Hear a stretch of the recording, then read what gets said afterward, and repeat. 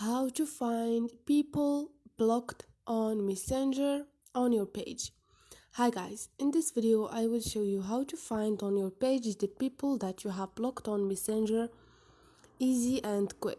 So first thing, go to your Facebook app, and here just go to your page by click on those three lines and click on your page.